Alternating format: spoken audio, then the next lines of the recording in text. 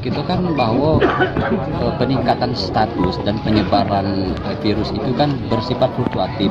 Kadang dia merah, dari merah ke oranye, oranye ke kuning, kuning juga bisa jadi ke hijau, juga bisa sebaliknya. Jadi tracing yang kita lakukan menurut Dinkes itu kan memang kita secara jujur kita lakukan, sehingga ada peningkatan status. Maka dari itu OTP maupun PDP itu jadi meningkat. Tinggal antisipasi kita akan memperketat terhadap penegakan disiplin itu. Maka kita sudah koordinasi dengan Pol PP tadi pagi, kita instruksikan supaya dia mulai adakan pengetatan di pasar-pasar, di tempat pelayanan publik lain. Nah, ini akan kerjasama dengan pihak aparat TNI. Evaluasinya ini kayak mana Pak? Setelah penerapan kendor ya? Apa disebut kendor? Kemarin itu tidak kendor sebenarnya, tapi kita memperkuat karena ini sifatnya mobile, petugas kita khususnya para PDP dan dinas perhubungan. Membagi ini memang ada klaster-klaster. Katakanlah klaster di tempat di pasar-pasar sama di toko-toko ada pembagiannya dan juga ada jam-jam tertentu. Tapi ini memang luput dari pantauan. Sebenarnya mereka juga sudah door to door ke mal-mal untuk memang menerapkan protokol kesehatan.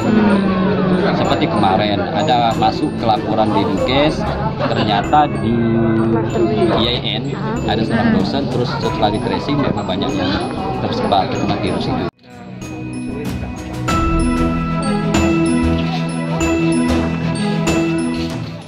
Tentunya kan melalui tracing ini. Untuk itu Dinas Kesehatan melalui perpanjangan tangan Puskesmas untuk memonitor sampai ke tingkat lapangan yang ada. Maka itu diperlukan memang kejujuran dari warga masyarakat untuk disampaikan dengan Puskesmas. Sehingga termonitor oleh Puskesmas itu dia untuk berbuat apa terhadap pasien yang bersangkutan. Kalau untuk rapid test massal ada nggak Pak? Untuk rapid test massal biasanya kita sifatnya kerjasama, tergantung yang memberikan donasi.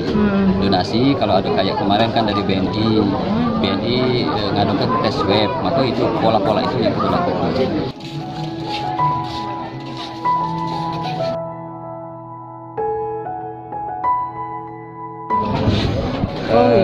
Kampung tangkal yang lebih komprehensif lah bahasa lainnya, lebih lengkap.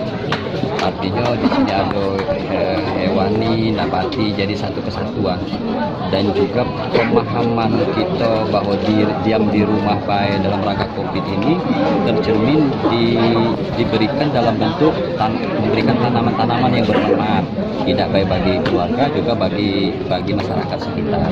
Nah, ini yang patut kita berikan satu apresiasi keluarga yang ada di sini. Terus ada lagi kegiatan peliharaan ikan. Dan kampung ini juga aku lihat ada beberapa orang yang memiliki prestasi yang bagus. Maka dari itu aku besok, karena sebagai wujud kepedulian terhadap siswa yang berprestasi, dia besok datang ke kampung. Ini kan inisiatif dari warga yang pemahamannya dia kemarin lockdown, tetapi sebenarnya ini bukan lockdown tapi karantina mandiri dalam konteks bahwa pembatasan sosial berskala kecil. Maka dari awal kan pernah aku ngomong bahwa kalau ini terjadi penguatan pada level RT, lurah sejenis ini, maka akan jadi aman lah.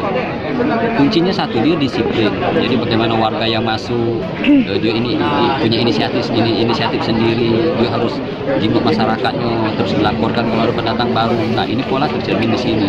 Aku lihat di situ.